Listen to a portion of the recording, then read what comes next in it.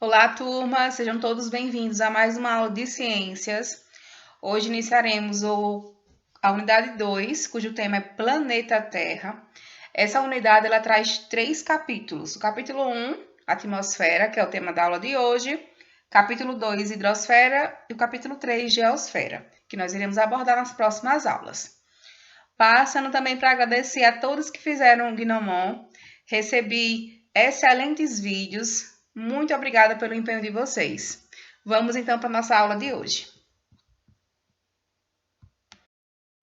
A atmosfera é formada por vários tipos de gases que envolvem a Terra.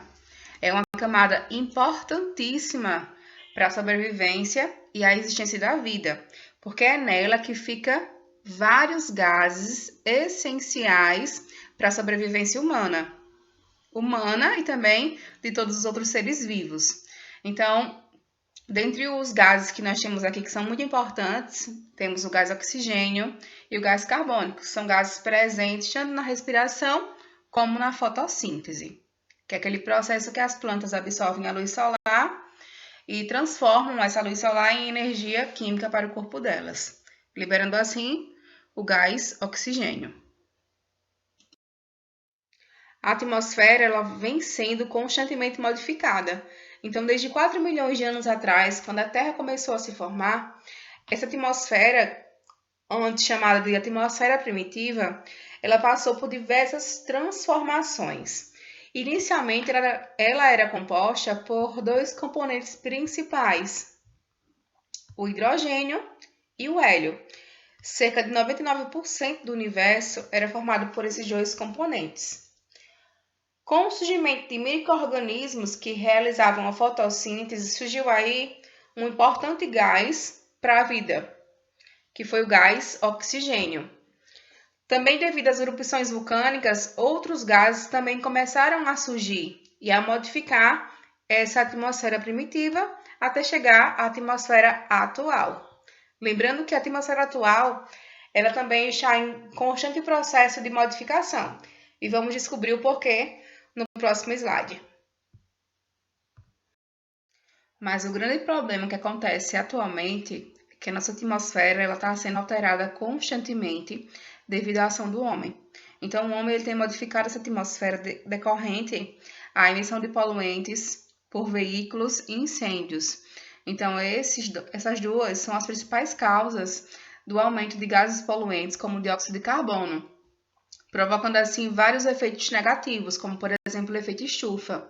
Então esses gases eles ficam lá na atmosfera e quando os raios do sol ele entra, penetra a Terra uma parte e a outra parte é refletida. O que acontece? Essa parte que é refletida, ela não consegue sair do planeta. Então o nosso planeta ele acaba ficando cada vez mais aquecido devido a esses gases que o ser humano está constantemente lançando na atmosfera por conta da emissão desses poluentes. A atmosfera ela não é composta apenas de gás oxigênio e gás carbônico, já que foram os 2 gases que nós mais falamos aqui. Ela é composta mais da metade de nitrogênio, 78% é nitrogênio, então o nitrogênio é o gás mais presente na atmosfera, seguido de 21% que é oxigênio, e o restante 1% é dividido entre dióxido de carbono, argônio, o vapor de água e outros gases. Lembrando que a atmosfera ela não é composta apenas de gases, ela também é composta por água, tanto no estado líquido como no estado sólido, lá nas nuvens. Também de pólen, de fuligem. Então, esse ar, ele não é um ar, digamos que, totalmente puro. Ele também tem partículas sólidas, como quando nós vemos aquela grande poeira. Então, ali, é vários gases misturados com partículas sólidas. Também um item bem importante com relação a esse conteúdo é a umidade relativa do ar, que é a medida da quantidade de vapor de água no ar, que é expressa em porcentagem.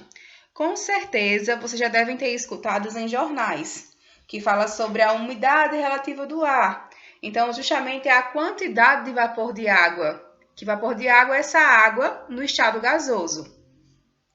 Essa água no estado gasoso, ela vai determinar justamente essa umidade.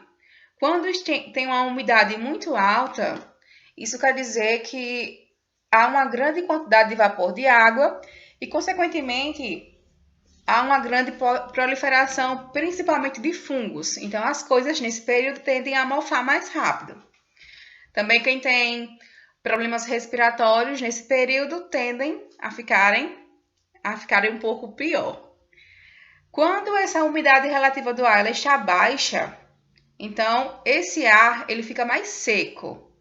Pessoas que têm tendência a ficar com pele ressecada, nariz ressecado. Então, nesse período, algumas pessoas chegam até a sangrar o nariz devido a essa umidade do ar, ela está muito baixa. Então, vapor de água aqui na nuvem e vapor de água aqui presente na neblina, que é justamente essa água. Sabe aquela fumacinha que sai da panela quando está fervendo? Aquela fumacinha lá que sai é água no estado gasoso, ou seja, vapor de água. Essa atmosfera terrestre é dividida em camadas.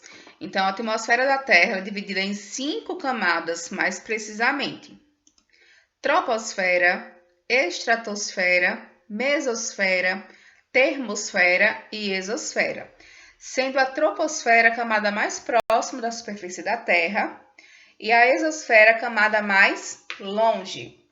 Na troposfera é onde vai ocorrer os fenômenos climáticos, como chuva, vento, relâmpago, trovões e tempestades. Na estratosfera é a camada onde está presente o gás ozônio, que é aquele gás que vai bloquear a radiação solar ultravioleta, que é aquela radiação que é prejudicial à nossa saúde. A mesosfera e na estratosfera, já ia esquecendo de dizer, é a camada também onde os aviões eles costumam voar. Na mesosfera é a camada onde nós vamos ter as menores temperaturas, conseguindo chegar até menos 100 graus negativo.